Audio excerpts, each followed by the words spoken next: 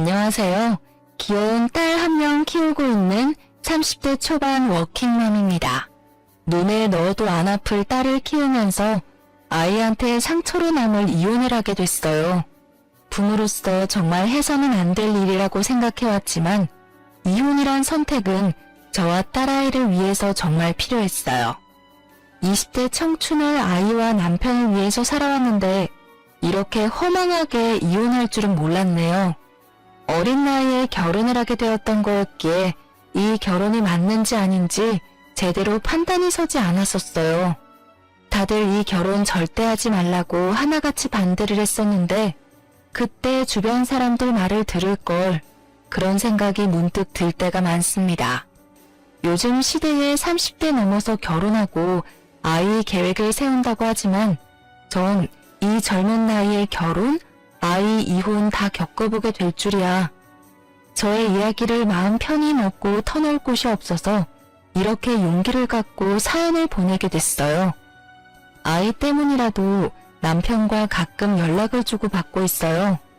아무래도 아이가 지금 초등학생밖에 되지 않았기 때문에 아무리 내게 미운 사람이라고 해도 아이를 위해서 꾸준히 연락을 하는 게 맞다고 생각해요. 아이 때문에 연락을 해주는 거지 딴 마음 품고 있지 않거든요. 근데 남편은 착각을 단단히 하고 있는 듯합니다. 재결합을 원하는지 아이 때문에 통화를 하다가도 결국 다시 합치자는 말을 하네요. 이런 남편과 7, 8년 결혼 생활한 게 정말 죽을 만큼 힘들었습니다. 대학생이던 저는 졸업을 앞두고 있을 때 남편과 연애를 하고 있었어요. 남편은 저보다 6살 많은 남자로 저와 다르게 번듯한 직장을 가지고 있었어요. 20대 초반이던 저는 번듯한 직장이 있고 경제적으로 여유가 있어 보이던 남편이 너무 멋있어 보였어요. 그렇게 남편과 7개월 가까이 연애를 하던 중 갑자기 아이가 생기는 바람에 촉도 위반으로 결혼을 급하게 했어요. 그 당시 남편이 너무 좋았던 저는 아이가 생긴 게 축복처럼 다가왔었네요. 남편도 아이가 생겼다는 말에 책임지겠다는 말을 바로 해주기도 했고요. 저희 부부한텐 아이가 정말 기쁨이고 행복이었지만 유일하게 시어머님한텐 축하를 받지 못했었습니다. 아이가 그저 걸림돌이라고만 생각하신 시어머님은 처음엔 아이를 지우라고 말씀하셨어요. 하지만 저는 이 작은 생명을 어떻게 지울 수 있겠냐며 절대 지우지 않겠다고 선언했습니다. 낙태 비용 전부 줄 테니까 당장 아이 지워. 이제 대학교 졸업할 나이면 한창 창창할 나이인데 뭐하러 아이 낳고 살겠다는 거니? 그리고 공부할 나이면 제대로 돈을 벌어보지도 않았을 텐데 그만큼 모아둔 돈도 없을 거잖니? 그럼 무슨 돈으로 결혼하고 가정을 꾸리겠다는 거야? 어머님, 저 아이 지우기 싫어요. 오빠도 저랑 결혼하겠다고 했고요. 저희 결혼 허락해주세요. 싫어. 나 할머니 소리 듣고 싶지 않다. 이런 식으로 우리 아들 장가 보내기 싫어. 번듯한 직장 있는 여자랑 했으면 좋겠다고. 너 아이 낳으면 일도 못하고 아이만 주구장창 키워야 할 텐데 그럼 우리 아들만 고생할 거 아니냐. 시어머님께 결혼 허락을 맡았을 때 손자가 생겼다는 기쁨은 전혀 없으셨다고 했어요. 오로지 아들이 고생할까봐 그게 걱정이라고 하시는 시어머니는 저한테 본인 속마음을 다 내비치시더라고요. 할 말 못할 말 구분 안 하고 상처되는 말만 골라서 하시는 어머님 때문에 울기도 많이 울었었네요. 남편도 그 당시 아이를 지우고 싶지 않다는 말에 결국 어머님이 그렇게 하고 싶은 결혼하라고 간신히 허락을 해주셨어요. 지금 생각해보면 어머님이 그렇게 반대하실 때 결혼하지 말 걸 그랬습니다. 그렇게 딸아이가 나오고 나서 전 집에서 전업주부로 지내게 됐었어요. 남편은 생각보다 벌이가 괜찮던 사람이라 제가 집에서 전업주부로 있어도 생활하는 게 크게 힘들거나 하지 않았었는데요. 근데 어머님은 그게 참 못마땅하셨는지 매번 돈과 집안일 문제로 하나하나 트집을 잡기 시작하셨어요. 어머님은 얄밉게도 남편이 출근하고 나서 그때 저희 집에 말도 없이 찾아오실 때가 많았어요. 영은아비 출근했니? 네, 어머님 오시기 5분 전쯤에 출근했어요. 연락도 없이 이 시간엔 어쩐 일로? 내 새끼 집에 온다는데 허락받고 와야 하니? 집안 꼴 좀 봐라. 이게 돼지우리지 사람 집이냐? 아무리 출근 준비하느라 집이 정신없다고 해도 영은아비가 출근 준비를 하면 너가 중간중간 집 좀 치우고 그래야 하는 게 맞지 않겠어? 넌 참 배워야 할 게 많다. 영은이 케어하느라 집에 신경 쓸 시간이 부족했어요. 다음부터는 조심할게요. 나는 너보다 어릴 때 출산했다. 그때 육아부터 집안일까지 일사천리로 척척척 다 해왔어. 나도 충분히 해낸 걸 너는 왜 못하겠니? 아무리 어릴 때 시집을 왔다고 해도 너가 친정에서 어떻게 자라왔는지 딱 보인다. 사도는 너 이런 거 안 가르치고 뭐 하셨다니?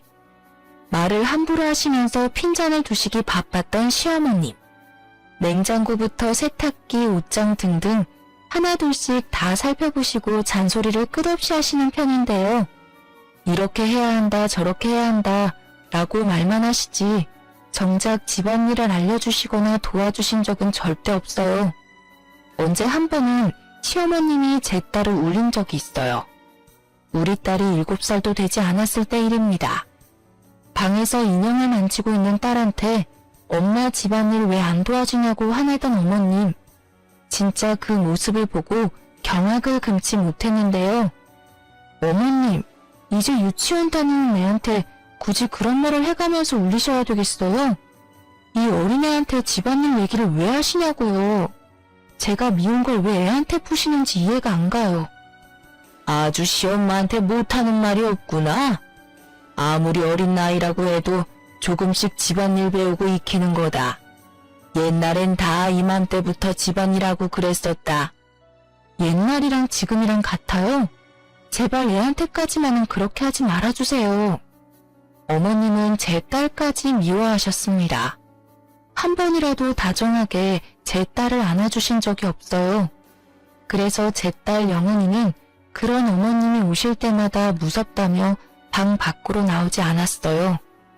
어머님이 집에 가실 때까지 방에만 있다가 어머님이 가신 것 같으면 그때 슬슬 방에서 나올 정도였어요. 그렇게 어머님과의 관계가 회복되지 않고 지내고 있던 어느 날, 어머님이 주말에 저희 집에 오셨었어요. 그날은 남편도 쉬는 날이었는데요.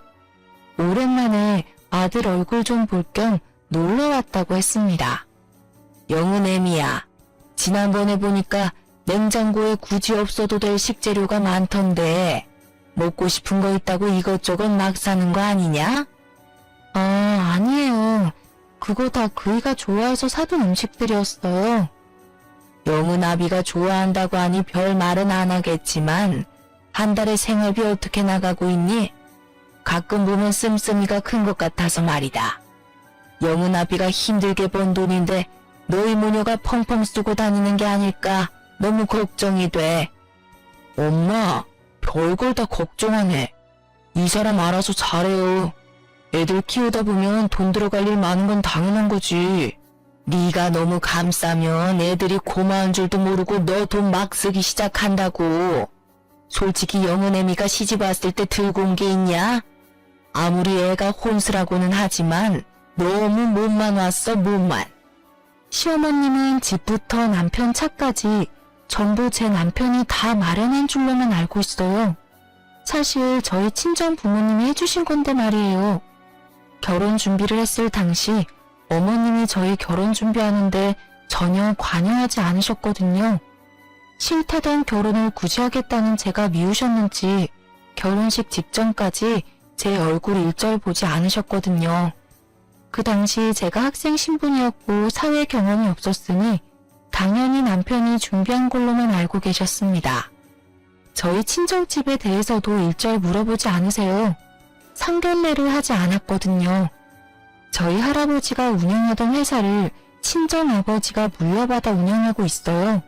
그 덕분에 전 부족함 없이 살아왔어요. 그래서 제가 결혼할 때 이것저것 다 챙겨오게 됐고요. 그런데 이런 일을 굳이 나서서 설명하고 싶지 않았어요. 영은애미야, 120만 원 생활비 너무 많다. 50만 원으로 생활비 줄여보는 건 어떠니? 어머님, 50만 원이라뇨. 아무리 제가 돈을 안 번다고 해도 영은이 생각해서라도 50만 원 가지고 절대 생활 못해요. 지금 120만 원도 부족하다고 생각하는데 50만 원으로 줄이라니. 여자애가 먹으면 얼마나 먹는다고 그러니? 50만 원이면 충분히 애 키우면서 쓸 수 있는 돈이다. 영은아비가 공과금 이런 거 다 알아서 내는 거 아니야? 넌 120만 원 가지고 먹을 거 사 먹고 그런 일밖에 안 할 텐데 뭐가 부족하다는 거야? 어머님, 먹는 거에만 돈 쓰는 거 절대 아니에요. 애 유치원 보내면서 쓸 돈도 있고 그거 말고도 애 앞으로 나갈 돈이 어마어마해요. 어머님도 애 키워본 입장에서 말을 어쩜 그렇게 하실 수 있으세요? 어머머머머, 너 지금 나한테 말 대답하는 거니? 난 그것보다 더 적은 돈으로 우리 아들 키웠어. 하면 다 되는 걸 왜 해보지도 않고 무조건 안 된다고만 그러니? 그때랑 지금이랑 같은 줄 아세요? 당신도 뭐라고 좀 해봐. 왜 가만히 있어? 남편은 멋쩍은 듯이 웃으며 결국 마지못해 어머님을 말렸습니다. 남편이 그렇게 하지 말라고, 부부 일이니까 우리 부부가 알아서 하겠다고 어쩔 수 없다는 듯이 말리더군요. 그럼 매달 쓴 가계부 나한테 보여줘. 너희 부부 앞으로 잘 살라고 하는 짓이니까 너무 기분 나쁘게 생각하지 말고 받아들여. 그리고 내가 이랬다고 나중에 영은아비 잡을 생각하지 마라. 아무리 혼자 남편 하나 잘 키웠다고 해도 이렇게 생색을 내도 되는 건가? 그런 생각이 들었습니다. 남편이 아무리 벌이가 나쁘지 않다고 해도 그렇게 막 잘 버는 것도 아닙니다. 그냥 먹고 싶은 음식 고민하지 않고 먹을 정도인 수준으로 누가 보면 연예인, 대기업, 의사 등 이런 사람들처럼 한 달에 몇 천, 몇 억씩 벌어오는 줄 알겠네요. 이렇게 자잘자잘하게 사람 속을 긁어놓는 시어머님 때문에 남편과도 잦은 다툼을 해왔어요. 그래도 남편이 착한 편이기 때문에 마지막엔 다 인정하고 미안하다고 사과하더군요. 남편이 착하지 않았더라면 결혼 생활 오래 유지하지 못했을 거예요. 하지만 이 착한 마음씨가 우리의 이혼을 부를지는 몰랐네요. 한동안 시어머님이 집에 찾아오는 일이 많지 않아서 저희는 평화롭게 지내게 됐었는데요. 그러던 어느 날 우리 딸이 새벽에 배가 아프다며 바닥에서 뒹굴고 있었어요. 식은땀을 흘리면서요. 옆에서 자고 있던 저와 남편은 너무 놀란 나머지 그런 딸을 안고 집 근처에 있는 응급실로 달려갔어요. 딸이 그렇게 아파하는 모습은 처음 봤습니다. 그렇게 응급실에서 몇 가지 검사를 받고 하다 보니 아침이 되었는데요. 다행히 심각한 병에 걸린 게 아니었어요. 맹장이 터지는 바람에 복통이 생겼던 거였는데요. 급하게 수술을 하고 입원을 하게 됐었습니다. 남편도 저와 마찬가지로 많이 놀랐었어요. 남편은 며칠 연차 사용해서 같이 병원에 있겠다고 하더군요. 그렇게 남편과 전 번갈아 가면서 딸이 방귀가 나올 때까지 간호를 해주게 됐었는데요. 딸이 병원에 입원했다는 소식을 뒤늦게 접한 어머님은 급하게 병원에 오셨어요. 평소에 손녀를 이뻐하지 않으셨던 분이지만 막상 아프다고 하니 걱정이 많이 됐나 보다 싶었거든요. 근데 병원에 도착한 어머니를 보고 정이 뚝 떨어지게 됐습니다.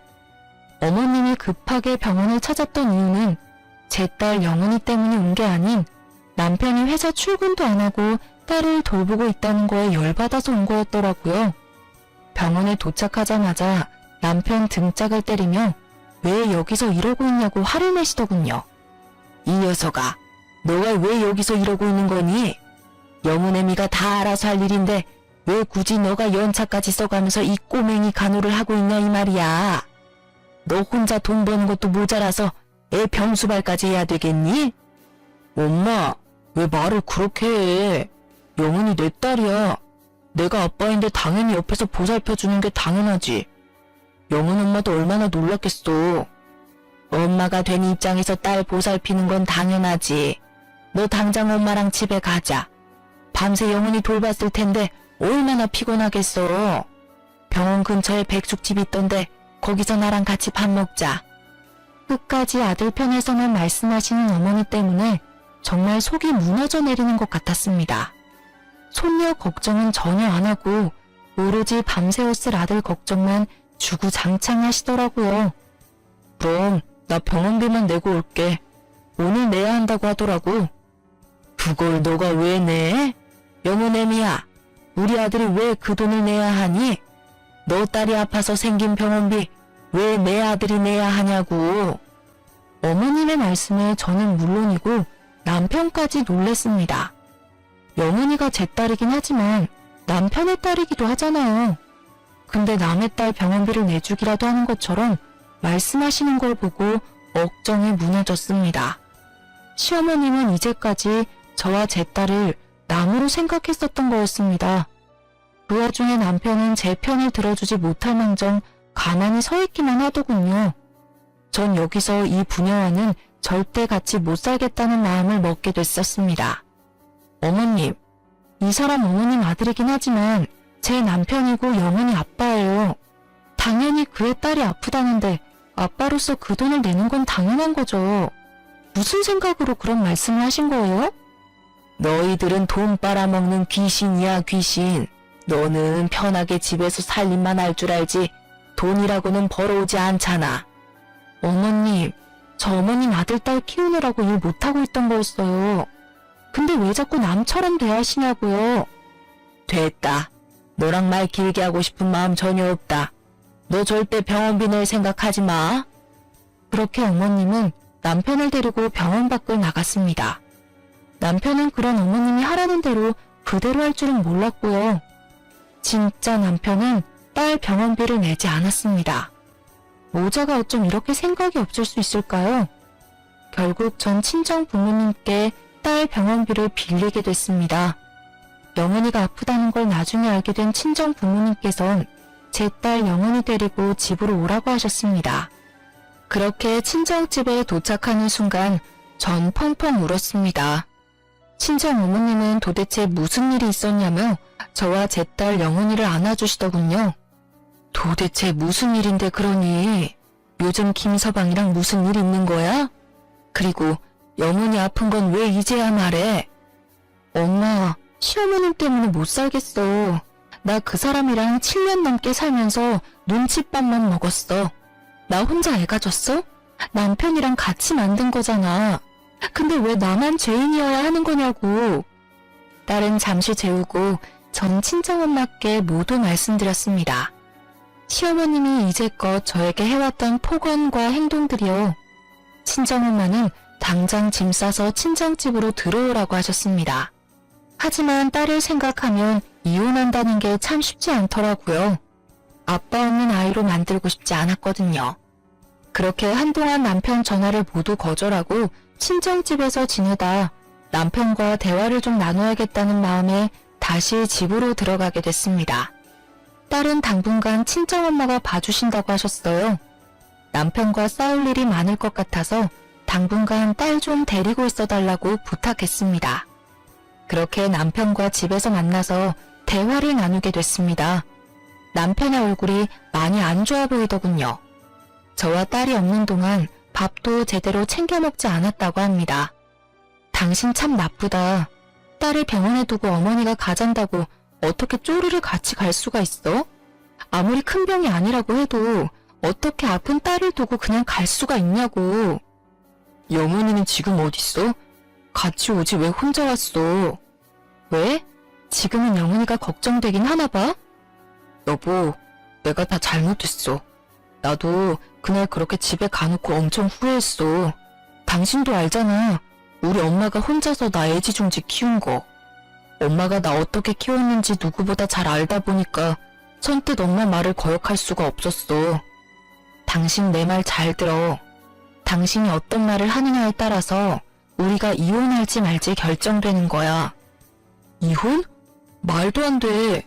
나 당신이랑 절대 이혼 못해. 우리가 뭘 그렇게 잘못했다고 이혼을 해. 이게 다 엄마 때문에 생긴 일이잖아. 이혼은 절대 못해. 당신도 안 해? 다 어머니 때문에 생긴 일인 거. 나랑 이혼하기 싫으면 나한테 경제권 다 넘겨. 그리고 나도 영원히 유치원 가 있을 동안 파트타임으로 일할게. 그 대신 조건 하나가 있어. 나랑 이혼 안 하고 싶으면 어머님이랑 영 끊어. 뭐? 엄마랑 영 끊으라니. 여보, 아무리 그래도 어떻게 엄마랑 영 끊고 살라고 할 수가 있어. 당신도 딸 키우는 부모 입장이면서. 내가 부모라서 하는 말이야. 자식 앞길을 막는 부모는 부모가 아니야. 난 당신이 우리 영은이 병원에 두고 그냥 갔을 때부터 당신은 영은이 아빠가 아니라고 생각했어. 그래서 당신이랑 이혼하기로 마음 먹었고. 근데 영은이 생각해서 당신한테 기회 한 번 더 주려고 해. 그러니까 당장 결정해. 영은이야 아니면 어머님이야? 남편은 저한테 경제권을 넘기는 것과 어머님을 보지 않고 사는 게 말이 안 된다고 생각했어요. 부인으로서 며느리로서 제대로 대우받지 못하고 살고 싶지 않기 때문에 이렇게 초장에 바로잡고 싶었어요. 남편은 한참을 고민한 끝에 솔직히 말할 게 있다고 했어요. 여보, 솔직하게 말할 게 있어. 사실 작년부터 월급 관리를 엄마가 대신해줬어. 그래서 내가 이제까지 모아둔 돈이 다 엄마한테 가 있어서 이걸 어떻게 가져와야 할지 모르겠어. 당신도 알잖아, 우리 엄마 성격. 엄마한테 돈 다시 돌려달라고 말하면 분명 노발대발할 게 분명한데? 뭐? 진짜 별짓을 다 하는구나. 월급을 왜 어머님한테? 전 할 말을 잃었습니다. 이제까지 어머님이 남편의 월급을 관리하고 있었다니. 게다가 이제껏 남편이 모아둔 돈까지 어머님이 홀라당 다 가졌다고 합니다. 지금껏 내가 이 사람이랑 왜 살았나 싶더라고요. 저도 모르게 손이 바르르 떨렸습니다. 도대체 이 모자는 절 뭘로 보고 있던 걸까요? 내가 이 대우를 받으려고 결혼하려고 했던 건지 전 진짜 억장이 무너지는 줄 알았습니다. 당신 진짜 미쳐도 단단히 미쳤구나. 나 당신 와이프야. 돈 관리를 어머님이 해야 할 게 아니라 내가 했어야 하는 게 맞아. 그걸 왜 다 어머님한테 드려? 엄마가 자꾸 당신이 내 돈 가져갈까봐 걱정됐다네? 난 당신 당연히 믿지. 이제껏 살면서 그런 일도 없었고. 근데 엄마는 뭐 때문에 그런 건지 모르겠는데 자꾸 당신이 돈 빼먹는 귀신이라고 하니까 그거 듣기 싫어서 그냥 줬지 뭐. 고작 어머니가 옆에서 그런 소리를 했다고 쪼르르 가서 돈 다 넘긴 당신도 어이없다. 아무리 듣기 싫어도 줄 게 따로 있지. 자기야, 그거 지금 다시 돌려받을게. 그러니까 너무 걱정하지 마. 그래서 어머님이 영은이 병원비 죽어도 내지 말라고 말렸던 거였구나. 두 모자 정말 지긋지긋하다. 우리 이혼하자. 이혼해. 전 남편에게 이혼하자며 통보한 뒤 남편의 짐을 싸기 시작했어요. 남편은 그런 저를 말리면서 싹싹 빌더라고요. 이러다가 진짜 이혼이라도 할 것 같아 불안했던 남편은 어머님께 전화를 하더라고요. 얼마 지나지 않아 시어머님이 숨을 헐떡이며 저희 집에 오셨습니다. 짐을 싸고 있던 저는 그런 어머님이 오든 말든 신경 쓰지 않고 묵묵히 짐을 싸고 있었어요. 어머님은 인사조차 하지 않는 저한테 손가락질을 하면서 열불을 내셨습니다. 전 그런 어머님을 상대하고 싶지 않았어요. 너가 뭔데 이혼하자고 덤비냐? 이혼하자고 말할 사람은 우리 아들이야, 아들. 이제껏 너가 우리한테 해준 게 뭐가 있더냐? 한 것도 쥐뿔도 없으면서 자존심이나 부릴 줄만 알고 애초에 둘이 결혼을 못하게 했어야 했어. 고작 애 하나가 뭐라고. 내가 애 지으라고 했을 때 지우지 왜 안 지워서 이 지경을 만들어? 어머님의 말을 듣고 전 정말 화가 미친 듯이 났습니다.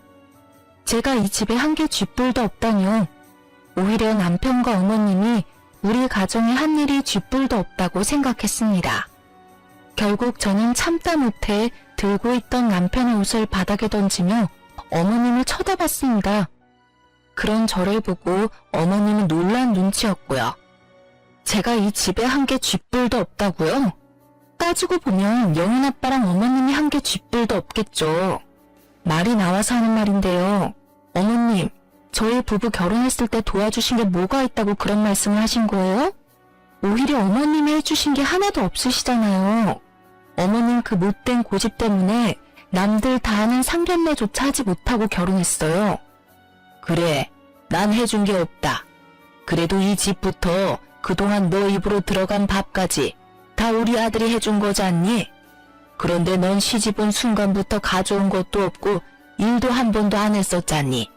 너가 이렇게 당당하게 나올 자격이나 있니? 없는 것들이 더 무섭다고 그 꼴이 딱 너다 너. 어머님, 제가 이제까지 말 안 해서 모르셨겠지만 해온 게 없는 사람은 제가 아니라 영훈 아빠였어요. 어머님이 저희 부부 결혼 준비할 때 전혀 관심이 없으셨으니 모를만도 하죠. 이 집 제 명의입니다. 제 친정 부모님이 해주신 집이에요. 그리고 남편이 지금 타고 있는 외제차, 그거 저희 아버지가 해주신 겁니다.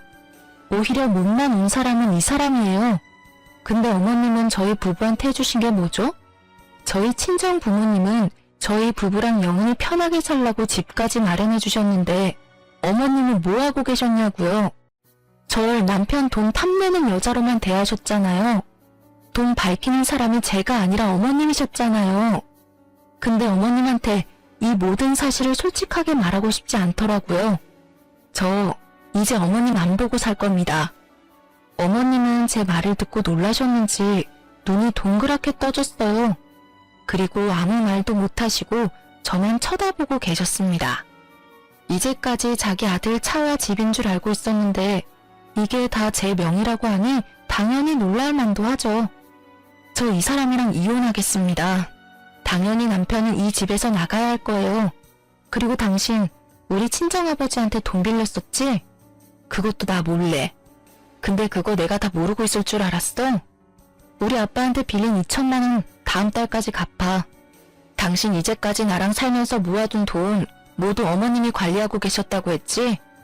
어머님, 다음 달까지 제 통장으로 2천만 원 보내주세요. 그리고 당신 차도 반납하고 이거 말고도 양육비 등등 당신한테 청구할 거 남았어. 정리되면 그거 바로 알려줄게. 준비나 잘 해놔. 엄마, 제발 영훈 엄마 좀 말려봐. 나 이 사람 없이는 못 살아. 그리고 이제 내 통장 다 돌려줘. 적금 통장이랑 월급 통장 다 내놔. 그거 영훈 엄마한테 주게. 어서. 이러다가 진짜 이혼하겠어. 어머님은 남편이 적금 통장과 월급 통장을 돌려달라는 말에 어쩔 줄 몰라 하시더라고요. 남편이 옆에서 계속 재촉하고 화를 내니 결국 입을 여시는 어머님. 그게 사실 너 예금 통장, 적금 통장 없어. 내가 다 썼다. 그리고 그 이후로 모아둔 돈도 전혀 없고. 뭐라고? 아니 엄마가 적금 대신해준다고 매달 돈 다 가져갔었잖아. 근데 그거 다 어디다 썼는데? 이럴 줄 알았습니다.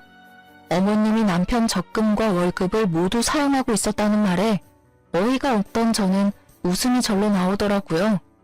지금 생각해보면 어머님은 아들 돈을 뺏긴 것만 같아서 이제까지 절 그렇게 괴롭히신 것 같아요. 지금껏 그런 어머님한테 모욕을 당하면서 살았다는 생각에 천불이 났습니다. 진짜 어머님 참 웃긴 분이시네요. 저한테 이제까지 돈 먹는 귀신이라고 해놓으시고 정작 남편이 힘들게 번 돈을 어머님이 다 쓰신 거네요? 지금 보니까 어머님이 돈 먹는 귀신이었네요. 잘 됐어요. 저 이 사람이랑 이혼해야 하는 게 맞겠네요. 여보야, 정말 잘못했어. 나 영은이랑 당신 없이 어떻게 살아. 엄마도 당장 미안하다고 사과해. 이게 다 엄마 때문이잖아. 어머님, 저한테 할 말 없으신 거죠? 이게 다 어머님이 만든 상황인데. 끝까지 자존심 부리는 어머님을 보고 한 번 더 이혼을 하고자 하는 마음이 더욱 굳건해졌어요. 남편이 짐을 싸서 나갈 때까지 저와 딸은 친정집에 가 있었어요. 남편이 이혼 못하겠다며 한동안 집에 안 나가서 고생 좀 했었는데요. 남편이 집에 나가지 않겠다고 끝까지 고집을 부리자 전 무작정 집을 팔게 되었어요. 남편은 거의 쫓겨나다시피 집을 나가게 됐었고요. 그런 남편에게 당장 이혼하지 않는다면 법정에서 보자고 말했습니다. 남편은 그렇게 오랜 고민 끝에 이혼을 해주더라고요. 딸은 제가 당연히 키우기로 했었고 남편이 매달 양육비를 보내기로 했는데요. 차와 집이 한순간에 사라진 남편은 저희 아버지가 빌려준 돈 갚을 능력이 전혀 되지 않았어요. 이제껏 모아둔 돈을 어머님이 흥청망청 쓴 상태였기에 이 큰 돈을 어떻게 줘야 할까 엄청 고민한 눈치더라고요. 저와 이혼한 후 3개월 뒤 남편 이름으로 친정아버지한테 빌린 2천만 원과 함께 별도로 3천만 원이 더 들어와 있더라고요.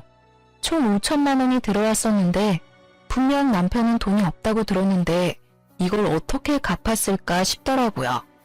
알고 보니까 시어머님이 살고 있던 집을 팔아서 그 일부를 준 거였더라고요. 분명 어머니 성격상 집 절대 못 팔게 막았을 사람인데 어떻게 팔았을까 궁금했어요. 처음에는 시어머님이 집 파는 걸 엄청 반대했다고 했어요. 근데 남편이 대출까지 받아가면서 그 돈을 주는 것보단 집을 팔아서 주는 게 더 좋지 않겠냐고 했다네요. 남편이 모아둔 돈만 5천 이상인 걸로 알고 있는데 그걸 홀라당 다 쓰신 어머님은 본인이 이제까지 해온 죄가 있으니 결국 마지못해 집을 파셨다고 하네요. 남편은 영원히 생각해서라도 돈을 더 주는 게 맞다고 생각하여 저한테 말도 없이 더 입금했었어요. 근데 그걸 어머님한테 말하지 않고 그냥 준 돈이었나 봐요.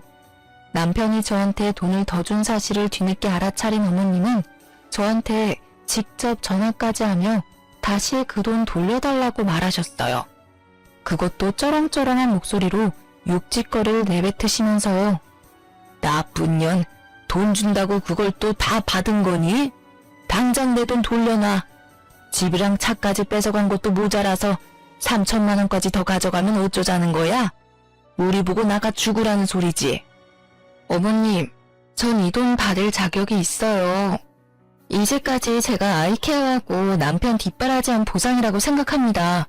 그리고 어머님 때문에 남편한테 뜯어갈 수 있었던 돈도 전혀 없었어요. 남편이 영원히 생각해서 준 돈이니 돌려줄 이유는 없다고 생각합니다. 앞으로 이런 식으로 연락하지 마세요. 넌 끝까지 남의 돈을 탐하는구나. 이제 내 돈까지 탐을래? 너 그러고도 잘 사는지 지켜보마. 돈을 탐내고 있는 건 다 어머니세요. 이렇게 된 거 다 어머님이 자초한 일이니까 알아서 하세요. 어머님은 밤낮 없이 연락해서 폭언을 일삼았어요. 결국 전 어머님 번호를 차단한 상태로 지내고 있습니다. 어머님 마음도 이해 안 가는 건 아닙니다. 저와 남편이 이혼하고 난 뒤 두 사람은 연식이 오래된 단칸방에서 살고 있다고 해요. 원래 어머님이 살고 있던 집도 그렇게 좋은 집은 아니었지만 집이 있다는 게 사실 얼마나 편하고 좋은 일이겠어요. 원래 살고 있던 집도 연식이 좀 있었던 빌라였었기에 막상 파니까 돈이 얼마 안 됐다고 하더라고요. 집을 팔고 난 뒤 그 돈의 절반 가까이를 저에게 주고 다니 집 구할 돈이 부족했다고 들었어요. 새롭게 들어갈 집이 마땅치 않아서 결국 두 사람은 단칸방으로 가게 됐다고 합니다. 어머님은 왜 이런 곳에서 살아야 하냐면서 한참을 우셨다고 합니다. 근데 어쩌겠어요. 본인 업보죠. 딸 때문이라도 남편과 가끔 연락을 하고 지내야 해요. 원하지 않지만 억지로 남편과 연락하고 있는데 가끔 남편이 재결합 이야기를 꺼냅니다. 딸 때문에 연락해주는 것도 잠시 까먹는지 자꾸 재결합 얘기를 하니 답답해 미치겠어요. 언제 한 번은 집에까지 찾아와서 재결합 얘기를 꺼내더군요. 그런 남편에게 한 번만 더 찾아오면 영훈이 얼굴 못 보고 살 줄 알라고 단호하게 말했어요. 남편이 아무리 철없고 나쁜 사람이라고 해도 딸 앞에선 한없이 작아져요. 그래서 딸 못 보게 한다는 말에 한동안 잠잠하더라고요. 근데 언제 한 번은 밤늦게 남편한테 전화가 왔었어요. 그것도 울면서요. 남편이 살면서 온 적이 없던 사람이었기에 순간 놀랬던 저는 남편과 잠깐 카페에서 만나게 됐었습니다. 연락은 간간히 했었지만 이혼하고 나서 남편과 정말 오랜만에 만났던 거였어요. 연락을 할 때마다 말도 안 되는 재결합 소리만 하니 당연히 만나고 싶지 않죠. 근데 남편이 울고 있는 걸 들으니 순간적으로 남편한테 큰일이라도 났을까봐 걱정이 되었어요. 카페에서 남편 얼굴을 보니 사람이라고 믿겨지지 않을 정도로 수척하더라고요. 고생이란 고생은 다 한 것 같더군요. 남편이 저한테 전화한 이유가 다 어머님 때문이었습니다. 저와 이혼하고 나서 많은 일들이 있었고 주변 사람들도 하나둘씩 떠나가는 바람에 기댈 사람이 없어서 저한테 결국 참다 못해 전화한 거였더라고요. 그걸 터놓을 사람이 없으니 결국 우울증까지 왔다고 들었습니다. 무슨 일이야? 갑자기 전화해서 울기나 하고. 미안해. 전화할 사람이 당신밖에 없더라고. 요즘 우리 엄마 때문에 정말 미치겠다. 돈에 미친 사람 같아. 매일 돈 쓰는 것만 좋아하지 정작 돈 모을 생각은 없어. 당신도 알잖아. 엄마랑 나 지금 사람 사는 집 같지 않은 곳에서 살고 있는 거. 거기 빨리 탈출하려면 돈부터 모아야 하는데 매번 돈만 축내. 그거 모르고 있던 거 아니잖아. 당신 어머님 원래 당신 돈밖에 모르던 분이셔. 어머님이 이렇게 된 거 당신 탓도 있어. 어머님이 돈 달란다고 그걸 그대로 두면 어떡해? 애초에 어머님한테 돈을 줄 생각을 하지 마. 그래야 어머님이 돈을 펑펑 쓸 일도 없지. 남편이 하는 이야기를 들어보니 요즘 어머님께서 돈 쓰는 재미로 사신다고 합니다. 저와 이혼하고 나서 남편이 다니고 있는 회사가 망할 위기에 처했다고 했어요. 다행히 남편은 그 회사에 다닌 지 오래된 직원이라서 당장 잘릴 위기는 벗어났다고 하는데요. 이미 해고당한 직원이 수두룩하다고 합니다. 그런 와중에 시어머님은 남편이 월급 받으면 그거 쓰기 바쁘다고 하네요. 최근엔 어머님이 나이트나 콜라텍 같은 곳에 다니기 시작했다고 해요. 거기서 여러 아저씨들과 어울린다고 하시는데요. 얼마 전에 거기서 만난 어떤 할아버님한테 홀딱 빠지셨다고 해요. 그런 할아버님께서 투자하기 좋은 땅이 있다고 거기에 투자하는 게 어떠냐고 하시길래 남편 몰래 영끌해서 돈을 모았다고 합니다. 알고 보니 그 투자는 사기였어요. 그 투자금을 모으기 위해서 어머님은 주변 지인들한테도 돈을 빌린 상태였다고 합니다. 그것 때문에 최근 남편이 여러 사람들한테 시달린 눈치였어요. 어머님도 그런 남편 눈치를 보면서 집 밖으로 나가지 않는다고 해요. 어머님이 벌려놓으신 일들을 지금 처리하기 바쁘다고 합니다. 미안한데 당신 여윳돈 있으면 빌려줄 수 있어? 나 지금 사는 게 사는 것 같지 않아. 급한 돈이 1,000만 원 정도 되는데 당신 그 돈 좀 빌려줄 수 있어? 그거라도 빌려주면 급한 불은 끌 수 있어. 정말 이렇게 싹싹 빌게. 아니, 있어도 당신한테 빌려줄 돈은 없어. 그러니까 당신이 어머님 다 이렇게 만든 거야. 나한테 했던 거 다 돌려받은 거라고 생각해. 앞으로 이런 일로 전화할 일 없었으면 좋겠어. 이젠 나랑 전혀 상관없는 일이잖아. 여보, 진짜 사람 하나 살린다 생각하고 한 번만 부탁할게. 그동안 나랑 산 정도 있을 거잖아. 영은이 생각해서라도 한 번만. 영은이가 아빠가 이렇게 고생하는 거 알면 얼마나 힘들어하겠어. 아니, 당신이랑 산 정 이미 사라졌어. 그리고 영은이 얘기가 여기서 왜 나와? 딸 팔아서 돈 구걸할 생각 하지 마. 이 핑계로 양육비 안 보낼 생각 죽어도 하지 말고. 이 일이랑 양육비는 별개야. 영은이한테 조금이라도 피해가는 날이 있으면 당신 내 손에 죽을 줄 알아. 알겠어? 남편은 무릎을 꿇고 손을 싹싹 빌었어요. 지금 죽을 맛이라며 사는 게 사는 것 같지 않다고요. 제발 돈을 빌려달라고 하는데 얼마나 꼴보기가 싫던지. 전 그런 남편을 보고 불쌍하다는 생각이 전혀 들지 않고 오히려 고소하고 시원하더라고요. 전 그런 남편에게 앞으로 딸 볼 생각하지 말라고 단호하게 말한 뒤 남편을 카페에 혼자 두고 집에 갔습니다. 그 이후로 남편의 연락을 전혀 받지 않았는데요. 제가 연락을 받지 않아도 양육비는 꼬박꼬박 주더라고요. 돈 빌릴 곳이 전혀 없었던 남편은 돈 빌릴 구석을 찾다가 결국 대출을 받아서 급한 불을 끈 모양이에요. 대출받기 싫어서 어머니 집까지 판 거였었는데 결국 어머님 때문에 대출을 받게 되었네요. 그리고 얼마 지나지 않아 회사에 잘리고 다른 회사를 알아보고 있다고 들었습니다. 어머님은 최근에 고혈압이 오셔서 쓰러졌다고 하고요. 일이 하나 해결되면 일이 하나 더 터지는 남편. 어머님이 빌리고 다닌 돈을 수습하고 나니 어머님 병원비 때문에 다시 고생 중이라고 합니다. 일까지 잘린 마당에 돈 넣을 구석이 없는데 말이에요. 이 이야기를 친구한테 전해 들었는데 정말 속이 다 뻥 뚫리는 것만 같았어요.